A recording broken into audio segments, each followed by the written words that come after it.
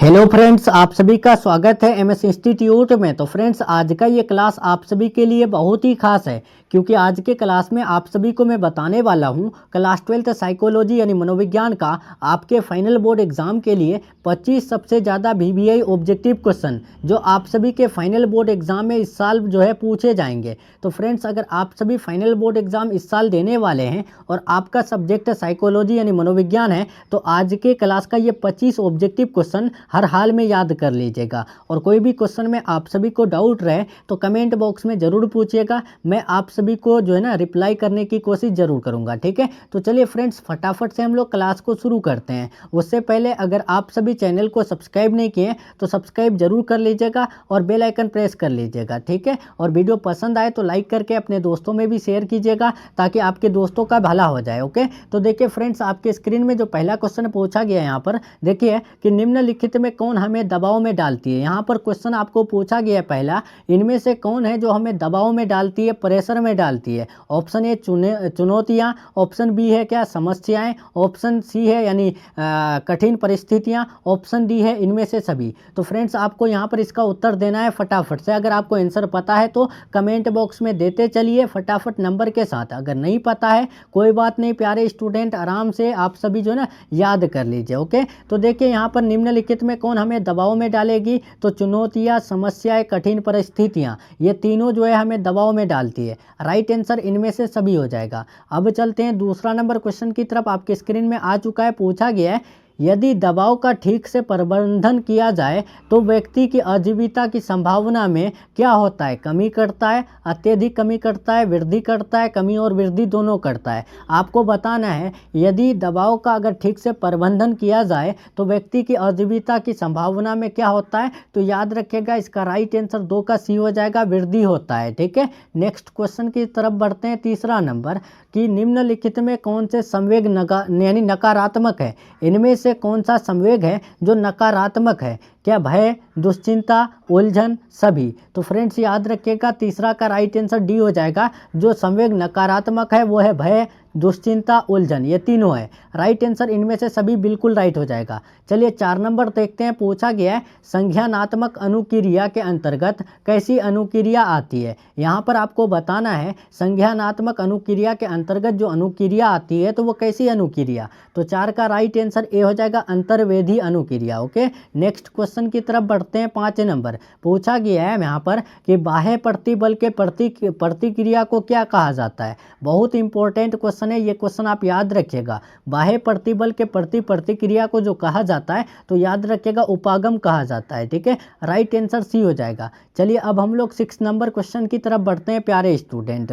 पूछा गया है निम्नलिखित में कौन संवेगात्मक प्रभाव के उदाहरण है। यहाँ पर संवेगात्मक प्रभाव के उदाहरण कौन है, आंसर देंगे आप सभी कमेंट बॉक्स में। देखिए आंसर अगर दीजिएगा तो आपका कॉन्फिडेंस लेवल बहुत हाई होगा और आपको जल्दी याद हो जाएगी। तो इसीलिए आंसर देने में आप सभी कंजूसी नहीं कीजिएगा, या फिर आप सभी को बिल्कुल भी नहीं पता है ना प्यारे स्टूडेंट तो आप सभी शांति से याद कीजिए। ठीक है, देखिए निम्नलिखित में संवेगात्मक प्रभाव के जो उदाहरण है तो याद रखिएगा मनोवैज्ञानिक तनाव में वृद्धि। ठीक है, नेक्स्ट क्वेश्चन की तरफ बढ़ते हैं। 7 नंबर पूछा गया है नकारात्मक घटनाओं का मूल्यांकन किसके लिए किया जाता है। यहाँ पर बताएंगे नकारात्मक घटनाओं का जो मूल्यांकन किया जाता है तो वो किसके लिए, तो याद रखिएगा संभावित नुकसान, संभावित खतरा और संभावित चुनौतियाँ, ये तीनों। ठीक है, राइट आंसर इनमें से सभी हो जाएगा।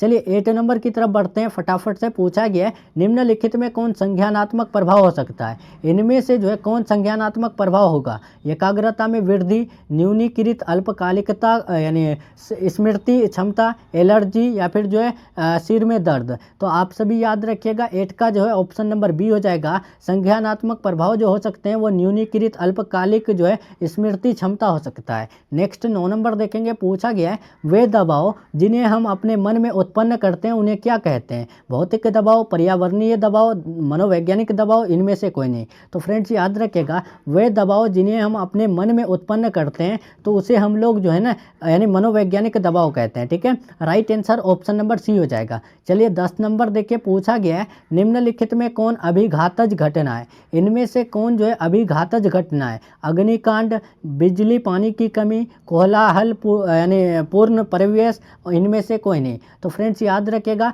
अभिघातज घटना जो नहीं है ना, तो इसका राइट आंसर ए हो जाएगा अग्निकांड। ठीक है, नेक्स्ट क्वेश्चन की तरफ बढ़ते हैं। 11 नंबर है, पूछा गया है हाइपोथैलेमस कितने माध्यम से क्रिया शुरू करता है या फिर प्रारंभ करता है? ये क्वेश्चन बहुत इंपॉर्टेंट है, आपके एग्जाम में आएगा इस साल, आप सभी याद रखिएगा। हाइपोथैलेमस कितने माध्यम से जो है अपना काम शुरू करता है? तो याद रखिएगा 11 का बी हो जाएगा, 2 यानी माध्यम से। ठीक है, इसका राइट आंसर बी हो जाएगा। 12 नंबर देखिए आपके स्क्रीन में आ चुका है। इससे पहले ये क्वेश्चन मैंने आपको बता दिया था। ठीक है, ये आपको बताना है इसका राइट आंसर क्या होगा। स्ट्रेस शब्द की उत्पत्ति लैटिन भाषा के किस शब्द से हुई? आपको बताना है स्ट्रेस शब्द की जो उत्पत्ति हुई लैटिन भाषा के कौन से शब्द से? स्ट्रिक्टर से या फिर जो है यहाँ पर है कि स्ट्रक्चर से, स्ट्रिक्ट से। तो आप याद रखिएगा 12 का right answer option number A हो जाएगा, स्ट्रिक्टर से। ठीक है, नेक्स्ट क्वेश्चन की तरफ बढ़ते हैं हम लोग। यहाँ पर 13 नंबर पूछा गया है कि किन हार्मोनों की वजह से रक्तचाप स्तर में परिवर्तन आता है? इनमें से कौन सा हार्मोन की वजह से रक्तचाप में परिवर्तन आएगा? एड्रेनलिन और कॉर्टिसोल, कार्टिसोल और एड्रेनिल, और उसके बाद नलिन और सोल, कार्टिसोल और सिस्ट्रोल। तो फ्रेंड्स आप याद रखिएगा इसका राइट आंसर 13 का जो है ए हो जाएगा। जो एड्रेनलिन और यानी कार्टिसोल हार्मोन है, इसके वजह से जो है ना रक्तचाप स्तर में जो है ना परिवर्तन आता है, बदलाव आता है। ओके, 14 नंबर देखिए, व्यक्तियों में शारीरिक बीमारी में कितने प्रतिशत तक दबाव भूमिका महत्वपूर्ण है? बहुत इंपॉर्टेंट क्वेश्चन है, आप याद रखिएगा। व्यक्तियों में शारीरिक बीमारियों में कितने प्रतिशत तक दबाव की भूमिका महत्वपूर्ण होती है? तो राइट आंसर 14 का ऑप्शन नंबर डी हो जाएगा, 50 से 70। Okay, right answer option number D बिल्कुल राइट हो जाएगा।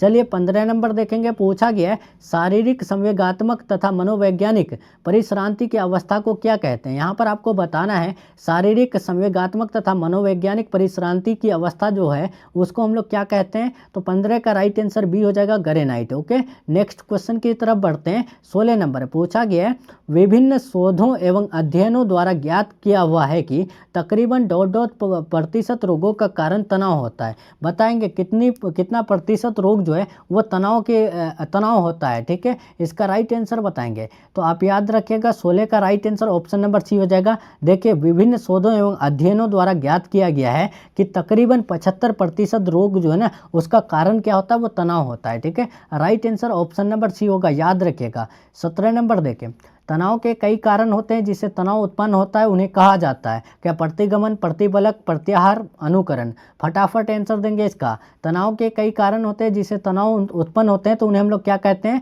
तो 17 का right answer option number B हो जाएगा, प्रतिबलक कहते हैं। ओके, नेक्स्ट क्वेश्चन 18 नंबर देखते हैं। पूछा गया है भिड़ो या भागो अनुक्रिया का संबंध है। यहाँ पर आपको बताना है भिड़ो या भागो अनुक्रिया का संबंध है तो वो क्या है? तो याद रखिएगा 18 का बी हो जाएगा, कैनन से। ठीक है, नेक्स्ट क्वेश्चन की तरफ बढ़ते हैं। 19 नंबर पूछा गया है हंस शैली से तनाव के बारे में कहा है। यहाँ पर आपको से नहीं है, हंस शैली ने तनाव के बारे में क्या कहा है? क्या तनाव एक अवशिष्ट अनुक्रिया है? तनाव एक अति विशिष्ट अनुक्रिया है? तनाव एक सामाजिक सीखना अनुक्रिया है? तनाव एक समायोजन अनुक्रिया है? यहाँ पर आपको बताना है हंस शैली ने तनाव के बारे में कौन सा बात से कहा है? तो याद रखिएगा 19 का ए हो जाएगा, तनाव एक अविशिष्ट अनुक्रिया है। ओके, राइट आंसर ए हो जाएगा। चलिए 20 नंबर बढ़ते हैं। पूछा गया है सामान्य अनुकूलन संलक्षण में कितनी अवस्था पाई जाती है? यहाँ पर आपको बताना है सामान्य अनुलक्षण जो है अनुकूलन संलक्षण में कितनी अवस्था पाई जाती है? यहाँ पर बताएंगे क्या 3, 2, 4 या फिर 5? इसका राइट आंसर क्या होगा?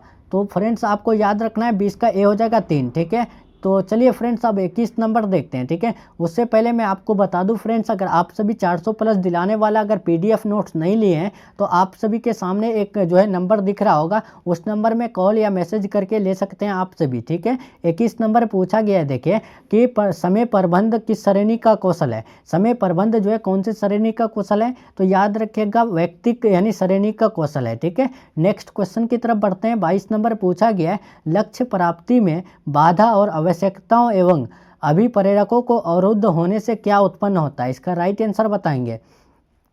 तो याद रखिएगा लक्ष्य प्राप्ति में बाधा और आवश्यकताओं एवं अभिप्रेरकों के अवरुद्ध होने से जो उत्पन्न होता है, याद रखना है, कुंठा उत्पन्न होता है। ओके, राइट आंसर 22 का भी हो जाएगा। चलिए 23 नंबर की तरफ बढ़ते हैं। पूछा गया है संवेग यानी अभिविन्यस्त युक्ति किसके द्वारा वर्णित दबाव की युक्ति है। इसका राइट आंसर बताएंगे। संवेग अभिविन्यस्त युक्ति किसके द्वारा जो है वर्णित दबाव की युक्ति है। तो 23 का राइट आंसर ए लगाइएगा, एडलर और पार्कर के द्वारा। ठीक है, नेक्स्ट चलते हैं। 24 नंबर पूछा गया है किस मनोवैज्ञानिक ने दबाव का सामना करने हेतु संकल्पना निर्धारण एक गत्यात्मक प्रक्रिया के रूप में किया। इनमें से कौन सा साइकोलॉजिस्ट है जिसने जो है दबाव का सामना करने हेतु संकल्पना निर्धारण एक गत्यात्मक प्रक्रिया के रूप में किया। तो याद रखना है 24 का राइट आंसर जो है ना ऑप्शन नंबर सी हो जाएगा, लेजारस और फोकमैन ने। ठीक है, नेक्स्ट चलते हैं। 25 नंबर आज का ये लास्ट क्वेश्चन रहेगा। ठीक है, उससे पहले 400 प्लस दिलाने वाला नोट्स के लिए जल्दी से जल्दी कांटेक्ट कर लें। ठीक है, और प्यारे स्टूडेंट, इससे पहले वाला क्लास अगर आप सभी नहीं देखे हैं तो जाइए चैनल के प्लेलिस्ट में और हर एक क्लास साइकोलॉजी का देख लीजिए। ठीक है, या फिर देखिएगा आप यानी डिस्क्रिप्शन बॉक्स में प्लेलिस्ट का लिंक दिया हुआ है, वहाँ से लिंक पर क्लिक कीजिएगा और प्लेलिस्ट खुल जाएगा और पूरा क्लास जरूर देख लीजिएगा। जय प्रतिप्राप्ति एवं बायोफीडबैक की कितनी अवस्था होती है। तो फ्रेंड्स याद रखिएगा 25 का जो है ना ऑप्शन नंबर बी हो जाएगा। जय प्रतिप्राप्ति या बायोफीडबैक की अवस्था जो होती है वो 3 अवस्था होती है। ओके, नेक्स्ट क्वेश्चन अब हम लोग का नहीं है, ये आपका लास्ट क्वेश्चन था। ठीक है, अब हम लोग फिर जो है कल इस क्लास को करेंगे। ठीक है, तो अगर आप सभी चैनल से नए जुड़ रहे हैं तो चैनल को सब्सक्राइब करके बेल आइकन प्रेस कर लीजिएगा ताकि आपको कल जो है इसका नोटिफिकेशन मिल जाए। ओके, तो चलिए फ्रेंड्स, मिलते हैं हम लोग नेक्स्ट क्लास में नेक्स्ट टॉपिक के साथ। तब तक के लिए आप अपना ख्याल रखिए, अपना स्टडी जारी रखिए। Take care, thanks for watching.